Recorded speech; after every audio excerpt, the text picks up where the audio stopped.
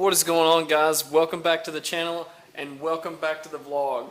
So today I wanted to talk to you guys about a couple different things. I did want to talk about something that I've had a lot of questions on, and I've had several people message me, and I thought this would be easier just to show you guys rather than to talk to you about it. So one of the common questions I get about the muscle truck is, how did you convert fuel injection to a carburetor? So let's get right into that. Now, on these old trucks, of course you guys know, most of them are TBI. And TBI is not a bad deal. It's very reliable, it works pretty good, and it's very simple and fairly easy to use. But, you know, if you're wanting more power, I'm going to be honest with you guys. Obviously, you want to do an LS swap. Yeah, that's obvious, going to get more power. But if you want to do a carburetor and go to a 4-barrel, that's going to help you out a lot too. So that's what I wanted to talk about today. And also go over a couple more things about the old muscle truck here. One of the other questions that I've been getting was some of the stuff with the suspension. Now, this truck is running a 5/6 drop. So what that means is the front has a 3-inch drop spring and a 2-inch drop spindle. So it is hammered in the front. It's sitting on an 18 up front. It's sitting on a 20 in the rear. Of course, you know, it's just a flip kit in the back. I did have a shackle hanger. I took it off and sold it. If you're going to run a shackle with this particular C-notch that I have, it drops the truck so low that you just can't do anything with it. So that is why I done away with it. And there's a pretty good shot. You guys can see the notch and everything. That's a proper notch job right there. And you got your flip kit over there on the axles. Real good view of it there, showing you exactly how that C-notch works and how it can benefit you if you're looking to do this. So if you want to go low, the C-notch is definitely the best way to do this. Now, back to the point of this video. So you guys were asking about carburetor, you know, how's this work? Can I use my stock pump? Yes. Of course, we didn't have to do anything. Obviously, the tank is right there, so your fuel pump and fuel lines run down the frame rail and go up through here. Now, luckily, this is like a factory return style. So that's an important thing. What is a factory return? Well, a factory return is the extra fuel or pressure that obviously I'm regulating down that has to go back to the tank. So what this guy does back here, this is a fuel pressure regulator. This is an aeromotive regulator. You know, I just chose to mount it here. You can mount it anywhere. But basically, in the back here, let me get you some better lighting. At the back of the engine, you'll see 2 lines. Okay, so you'll also notice that on the regulator, there is 2 lines coming off the back of the regulator. One is a return, one is an inlet. So that's also what you have going on down here at the bottom. Now, it's kind of hard to see, and I'm sorry for that. Let me get down in here a little closer. Now, so what we're doing here is we're taking fuel from the tank through this regulator. So out of that regulator, you can see that screw on the top of the regulator. Now what that does, as you turn that in, it's going to restrict the flow of fuel. So I've got it turned into where I want it. And you can see here I've got a nice braided line running to some Earl's fittings here. And this is a dual fueler, or a dual inlet carburetor. So I'm running a dual inlet setup. So that's all braided. You can get all this stuff online. There's nothing, you know, extravagant about what I'm doing here. But I am going to pull this breather off and kind of show you guys a little more in depth of this fuel line setup. So let's have a look underneath. This might help you guys out a little bit. I've had several people ask about it, so I was like, you know what, let's just go ahead and make a video and show you guys how this actually works. Alright, now, hopefully this will shed some light on everything. There we go, that's better. Okay, so, yeah, like I said, dual fueler. So you got, this is a quick fuel, 650. Awesome carburetor, by the way. So if you guys want to run a good street application, I highly recommend going this route. But this is a 650 annular carburetor, so it sprays like a shower head. A little bit more expensive for an annular style. That's the annular style instead of a down leg is going to be a little bit more expensive, but it atomizes fuel better and sprays better. So it's a cleaner burn, more efficient burn, and it's really the way to go. Now, you got dual fuelers, as you can see there. There's your gauge. So as the muscle truck starts to build pressure from the fuel pump there, you're going to see about 5.5 psi. That's about where this truck runs. I'm probably running a little bit too much fuel. You could really go down to maybe 4.5 to 5. But if you want to be safe about it, about 5 to 5.5 psi is about where small block Chevys like it. So that's kind of what we did here. It's very simple, guys. All you've got to do is find the two lines that run at the back of the TBI. You can see them right here. If you follow that hose right down into there, you can see those two clamps. One's a return, one's an inlet. Find your inlet line, run it to a regulator, run the other side out to the carb, and you got a return on the bottom. So run the return back down to the other hose that comes up out of where the TBI would normally go. Let's see if I can show you guys better. There's your hoses right there. I do apologize, there is so many wires on this truck, and you guys are also going to have the same problem. So that's another big issue, was how in the world do you get around the wiring on these things, because they're terrible. I mean, let's be honest about it. This is a 92, so you guys that got a 95 up, I think 96 Vortex style engine, it gets worse. So just be prepared for that, because you got a nice computer sitting right here with all kinds of stuff going to it. So anyway, now as far as actually making this thing run, all you need is a one-wire distributor, which is what I have here. This is an MSD, and it is actually running a external regulator there. That's also an MSD. It's a blaster coil. So you got an external coil, and you've got a one-wire distributor. Now the easiest way to make this thing work is when you turn the key switch on, obviously you're going to have a bunch of unused sensors. So I think the sensor we picked was a throttle position or something that is hot only when the key is on. What that's going to do is allow that thing to get fire to send out to the coil to send to the plugs. So that's about the easiest way to do it. Now you can see this rat's nest of wiring here that runs down this nice tucked loop into that fender. If you guys do have one of these left, I would highly recommend cutting it up and taking the extra wires and stuffing them over there. Because if you ever change your mind and you want to go back 4.3, if you hack your harness up, you're done. I mean, there's like nothing you can do.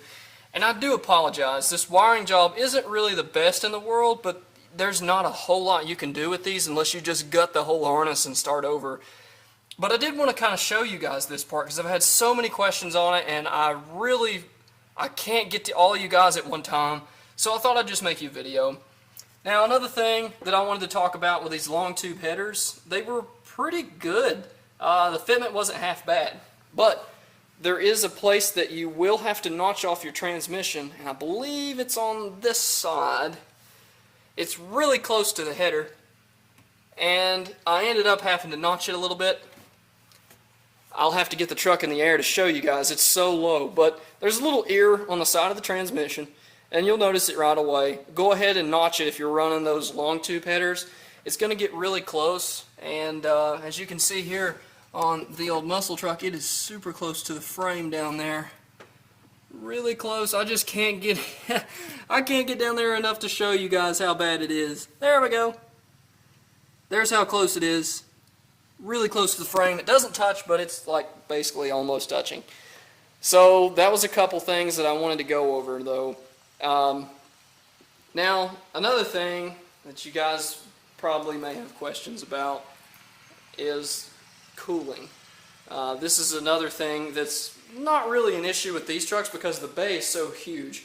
But what we ended up doing here was going with a Flex-A-Lot fan. Now this is something I haven't told you guys a lot about just because I kind of overlook it every time, and I thought, you know what, this is a good time to talk about it because this fan has been awesome. Now obviously these brackets and stuff, there's like paint flaking off of stuff in here. Okay guys, I understand it's not a perfect truck, okay?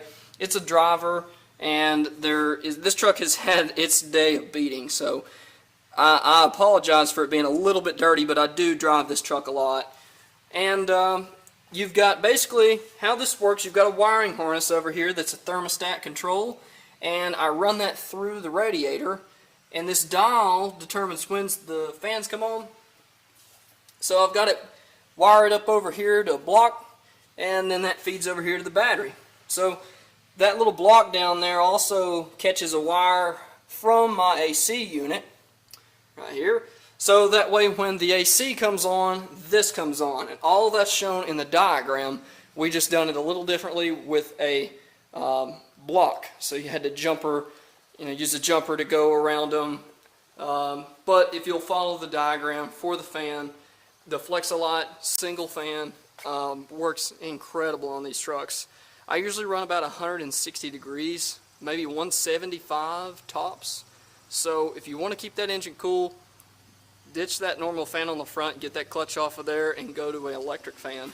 It makes a big difference in this thing, guys. So that was a few high points I wanted to talk about. I've had a lot of people asking some stuff about this thing. Hey, how's all that stuff work? And I just wanted to kind of briefly go over how we did this, how we made it work. If I had the truck on the lift, I could go a little more in depth for you guys, but all I can tell you on this fuel situation, follow the lines from the tank. There's an inlet and a return, and run a regulator from the inlet, just like I did here. And I do not have the part number for this, but they're very common. They're an Aeromotive. It's like a universal three-way pump. They're just a three-way regulator, basically. And there's an extra port on the back. We capped it off. No big deal. But so what you're doing, though, like I said, you just got an inlet. You're regulating it with the bolt. It comes out the other side at 5 psi. So it's actually quite simple. There's not really a whole lot to it. But I wanted to go over that with you guys. Another thing I wanted to talk about. You guys haven't seen this part of the gray truck because I normally don't open the doors on this thing because the interior on it was kind of redone, but it wasn't redone the way I kind of want it now. So I've kind of kept this a secret from you guys, but the bench seat was redone in here, and it actually turned out awesome. I mean, I think it looks pretty good, but I'm going to be honest, I'm getting a little tired of the kind of, bench seat sort of stock factory look in this thing. I'm probably going to put some corbus in here and go a little crazy with it. Now, another thing I wanted to show you guys was this nice little short throw shifter I made. This thing basically, I took and just fabricated the whole thing on a lathe, drilled and tapped a hole, threaded it down, bought this Hurst from a parts store, and just run a bolt through it into this shifter here. This little piece I made works pretty good, doesn't hit the dash, and gives you an awesome throw for these MV3500s. As you guys know, they are horrible. The throw in these things is like tractor status, so that helps it out a little bit.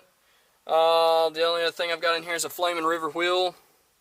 It's a bit dated. Like I said, this thing was restored back in 2011, so there's 2010, 2011. There's been some updates since then, and it's not perfect. You guys are probably thinking, hey, this interior looks pretty good. No, it doesn't. Look here. This dash has definitely seen some better days, and I think a lot of Mexico action and revving and racing and beating and banging on it has cracked it. That sounds kind of dumb, but this plastic is so brittle, guys. I've had times where these speaker panels right here have flew off and landed in my lap under some pulls and stuff, just messing around. Like, they'll fly off. They're not really bolted down. Everything in here, as you guys know, is loose or vibrates. It's common for the Silverados of this day and age to do it. Now, this truck's got some serious miles on it. Right now we're sitting at 351,300, basically 14 miles. So it likes to party. It's seen its day. But of course, everything under here has been restored, but everything you see in front of you right here has not. So all this is the dash is 300-some thousand miles, while the rest of this is somewhat kind of restored.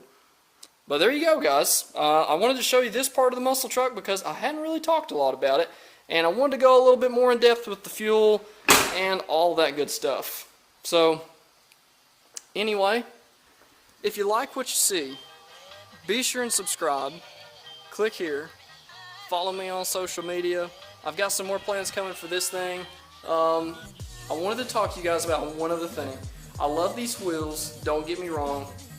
Comment below what do you guys think about doing a drag pack setup on this truck, like a set of weld. I don't know if I'm going to do RTS, but like Pro Stars, Race Stars, some type of a drag wheel, a Cosmos. I'm open to any ideas, but I'm thinking about going with a like 285/60 on a 15 and running 17s up front. Now, before you knock me on running 17s, I could even run 18s up front. The control arms on the front of these trucks, guys, when you drop them, if you don't notch the rain gutters on there, your wheels are going to rub. The inner lip of the wheel is actually going to touch the control arm because the truck is so low. So that's another issue I've got right now. So I'm probably going to keep 18s on the front. I do kind of want to change this look up a little bit, but at the same time, I really like it. And, you know, it is a street truck. It's obviously not a drag truck, but let me know what you think, guys. If you'd like to see some changes to the muscle truck, if you'd like to see some welds on here, big tire setup, let me know what you think. I'm thinking about upgrading the rear end as well, getting this thing ready for just, I don't know really, maybe freshened up small block, because I'm wanting more power. So I've been looking at a Vortec, you know, like a blow through application. That's definitely been a thought. So anyway, guys, I just wanted to kind of get that out there. Let me know what you think. If you like what you see, please subscribe. Thank you for tuning in, and until next time, see you later.